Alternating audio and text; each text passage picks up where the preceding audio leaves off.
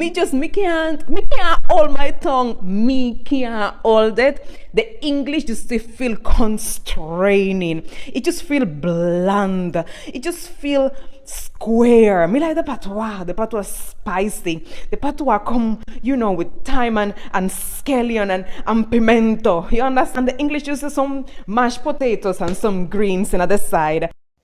What's up, guys? Welcome to today's video. So happy to have you back. And in today's video, I've specially compiled several videos of people talking about intrinsic details concerning Jamaica. Let's look at the video and then we get back for more comments. That brings me to Jamaica and its influence worldwide, right? Yes. Because Jamaicans, they have this saying, "Little but we talawa." Yes. Did I say it right? Definitely, little but we talawa. Love that it. Is it. So explain to us what that means, first of all. Little but we talawa meaning, even though we're small, talawa, the word talawa is like, we've done so much. Right. The greatness of big stuff. Our culture has impacted other cultures. People just love Jamaica. They love the language. They love the food. They love the ambience. They love the breeze, the beach, the tree, everything. Yeah. The chicken, the fish, the curry, the ackee, the saltfish, the breadfruit, the roast banana, them love everything. Like, we've really just created such a massive, literally, yes, massive impact. How did the Jamaicans manage to open up a Jamaican restaurant in every single country in the world? So I've traveled to around 20 different countries, and what I still don't understand is how every single place I've visited, I've always met a Jamaican person who has married a local, has mixed Jamaican kids, and has opened up a Jamaican restaurant with the best Jamaican food in town, which is the only Jamaican restaurant in town. Like, I understand if you are a person of Chinese or Indian descent, because China and India literally incorporate around a third of the entire world's population, and because of colonization. But Jamaica is a tiny island from the Caribbean. So my question is, how did you even find this country to immigrate to, first of all? Again, if you really do not believe me, literally, wherever you are in the world, look up Jamaican restaurant in your country and you will find it.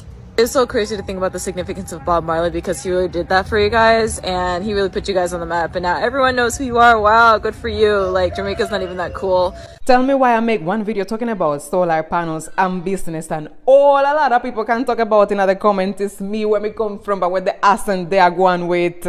Don't worry about it. Me love it and me love Uno same way. But actually, me did want come here and clap back on somebody who say, "Oh, she's not even Jamaican and Jamaica is going down the drain." And all me want tell that person is, when that somebody from another country who moved to our one country become from that country. Me was born, yes sir. When I turned 20 years old, me move here, so you rub off so much me use it.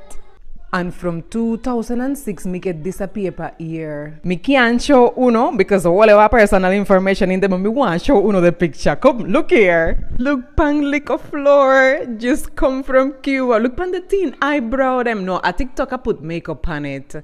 The Jamaican Constitution and the Jamaican Nationality Act of 1962, the above name has been registered as a citizen of Jamaica. This is dated the 22nd of February 2006. So me want Uno to establish when and when it's not okay if you say that you come from somewhere. Me did live 20 years of my life in a Cuba, and me have lived the next 20 years of my life in a Jamaica. Right now, me is officially 50-50. 50% Cuban and 50% Jamaican. So Uno, let me know in the comments when it's okay to say that you come from a country. And to answer that one lovely question as of why may I talk like this, because somebody did say, "Oh, you should stick to English and all them things there." Let me tell you something. You see, me, who was born yesterday in a Cuba, came to this place here not knowing one word in English. So how Uno expect me to sound? When Uno migrate from Jamaica go to Canada, Uno sound like English people? No, Uno adapt, Uno accent based on the country that Uno there. And Uno don't know English already, so Uno don't have any excuse. Me at least have an excuse. Me never know how to speak English, so me drop in a Jamaica now. And me learn to chat like Uno, because it's a Uno me hear talk. Me not hear English people talk. Me not hear American people talk. Me not work at embassy. And trust me, me do try to break in at the American market and the Canadian market. And Tina, me start my videos like, yes, so I live in Jamaica and I am Cuban, and you don't know, say Jamaica nice. And me did tell you, so me can't hold my tongue, me can't hold it. The English just feel constraining. It just feel bland. It just feel square. Me like the patois spicy. The patois come, with thyme and scallion and pimento. You understand? The English uses some mashed potatoes and some greens in the side. Me like the Jamaican accent, and me is going to continue mixing up the Cuban thing in there, because no matter what me try, the R is going to roll, and me can't differentiate jam from jam, whether it's the one that grow around and the one that you pump at the bread at the same thing. There you have it. I am one spicy jerk quesadilla. For all of you who are new to my account, welcome to my TikTok tribe. I am Cuban, I live in Jamaica, and that's why my son's son. When you study the history of the MPESA, the transatlantic slave trade, many of those who were brought to Jamaica came from the Nigeria, Benin, Cameroon, Congo region. That is a very unapologetic fight to the death region. Some of the ethnic kingdoms in that region, the white man didn't even want to enslave them because it was too difficult to break them. Jamaicans still have that spirit. They are indomitable as a people. It's no coincidence that it was a Jamaican bookman who went to Haiti and led the Haitian Revolution. You understand? When you look at Nani, when you look at Cujo and Akangpong and all those revolutionary Jamaicans, it's no coincidence that they had so many revolutionaries on that island, because they brought that African spirit that can never be broken. And if African people are going to be free, geographically in the Caribbean or globally across the world, Jamaica will play a role in it. Just like when I go to Africa, I say it all the time. In order for Africa to be free, Nigeria will have to play a role in it because of their indomitable spirit. You can see that the Jamaicans and the Nigerians have the same blood. It's it's undeniable. So number one, that spirit of revolution. And then when you take the Rasta culture and what that did, and when you take Bob Marley's success in reggae and what that did, and of course the greatest Pan-Africanist and greatest organizer of all time, Marcus Garvey, coming from Jamaica, and others, you understand. But I think when you look at their national heroes and the Pan-African impact that they had, Bob Marley was a Pan-Africanist. The Rastafari are Pan-Africanists. Marcus Garvey, the father of modern Pan-Africanism. John Brown Russworm, the revolutionaries that came over out of there. Even to the slave revolt leaders, Sam Sharp, Paul Bogle. When you look at the Pan-Africanist nature that is at the foundation of the revolutionary Jamaican spirit, it helps you to understand why they are so feared and loved around the world. They're so unapologetic that when some people are trying to kick off revolutionary movements, if they're not sincere, they will scream for the Jamaicans. They want to make sure I don't have no Jamaicans in this, because I know when the Jamaicans come, they come to war. They come to fight. You don't invite the Jamaicans unless you're sincere. You understand? Because I would probably say per capita, they're some of the greatest revolutionaries that the race has ever produced. Wow. Thank you guys for looking at the video up to this point. In these videos that I've compiled, you have seen one of the clips talking about a Jamaican being interviewed, and she is giving out the reasons why Jamaica is small but the Talawa, the amount of influence that it bears, and the lady has shared details about food and etc. The second video is about a girl of Chinese origin, and she has shared one of the very important point, that is about the Jamaican restaurants. That is, if you travel in almost all the countries, you're likely to find a Jamaican restaurant, and that is maybe a Jamaican has immigrated there and married, or also some just out of the influence, some people just opened the restaurants because of the influence of Jamaica. And even recently, And these people operating these restaurants are not necessarily Jamaicans. And recently, Jamaican food was voted as one of the best cuisines in the entire world. And the last clip is about the resilience, how Jamaicans are, and the history in a nutshell. Just to give you a little, or to take you quite fast through the history of Jamaica.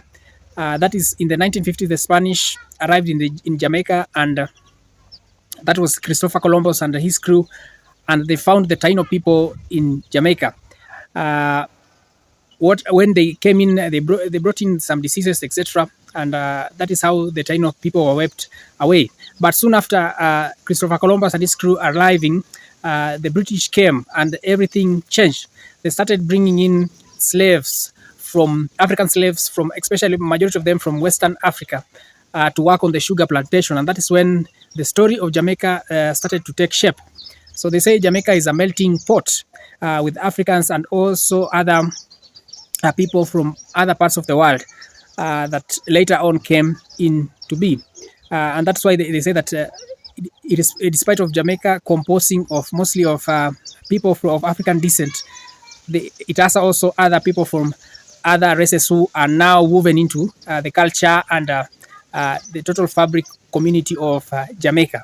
So the Africans that were brought as slaves brought in with them the strength, the music, the stories, the traditions, and over time they created the heart of what we now refer to as Jamaican culture, the reggae and the language. It is said most of the Jamaican patois or patois that is spoken originated, even some of the words that are in Jamaican patois are in some of the words, or rather the languages of the communities that are still in Africa. And in the around 1800s, that is when slave trade was abolished. Emancipation took place, and after the abolishing of the slave trade, there were a lot of waves of immigrants, most of which came as indentured laborers, even though it was said they were being paid, but they were being paid peanuts. And that is when the Chinese came. It was followed by the Indians. They came in looking for work to help to build the island's economy, that is the economy of Jamaica. And with that, they brought in their own cultures. Like the Chinese, they added their flavors to the food of Jamaica. If you think about the sweet and sour chicken and or fried rice, the Indians, the Indians like spices. They created dishes like curry goat and roti. All these is what encompass. That is why we say Jamaica is a mixture of culture. Even though majority of the culture was from Africa. So being a melting point, African, the Chinese, the Indian, and even the Syrians later on, the Europeans and others, they all mixed together. And now they have built a unique, strong, colorful culture that makes Jamaicans who they are today. And also a lot of people are still flowing in. In one of the videos, you can see the first lady talking about Jamaica is small, but the talawa, the amount of influence. One of the influence concerning reggae music. Reggae music was born right in Jamaica and is known everywhere. People around the globe currently sing the words of Bob Marley, who taught the world about love, unity, and standing up for their rights. Reggae music, it is not just music, it's a movement. I remember some of his songs influenced some of the countries to fight for their independence. And even when Zimbabwe was during its Independence Day, Bob Marley was invited to sing. Because of his music, some countries were liberated, and also some of his music, the message is still ingrained in the people's brains or culture up to this point in time. And talking about the athletics field, and that is a sprint field, mentioning a name like Usain Bolt. This is the fastest man on the planet. His victories have made Jamaica a household name in athletics. no one has ever broken his record up to this point. This is a guy who runs faster as fast as a cheetah. And not only him, so many names many people have left Jamaica and gone to other countries and left a mark. Canada, Australia, you'll find that a Jamaican goes there and leaves a mark. This shows that the world, that even a small island like Jamaica can produce world-class talent. The Jamaican food too, as the Chinese lady in one of the clips said, that wherever you go to, wherever you travel to, you are likely to find a Jamaican restaurant, even though the restaurants might not be run by a Jamaican, but because of the demand or the like, or how people love Jamaica, people will just prefer to have a taste, or even though they are far away from Jamaica, because of the influence, to just have a feel, to taste on what some of these cuisine in Jamaica tastes like. It has made a global impact. Food like jack chicken, ackee and saltfish, patties, these dishes are loved all over, and people everywhere want a taste of Jamaica. This is why they're opening these hotels almost throughout the world, even though not all of this is for Jamaicans. And let's not forget about the spirit of Jamaicans. Jamaican people are known worldwide for their warmth, kindness, and resilience. Even though they are faced with challenges here and there, but most of the case they always stand strong, never forgetting where they come from. You know, if you listen to how Jamaicans speak their patois, it is very interesting how they express themselves. It is the language has a lot of interest, and also the influence in some of the even other cultures like hip hop culture. It is said that the Jamaican played a major role in changing the hip hop, or in bringing the hip hop culture.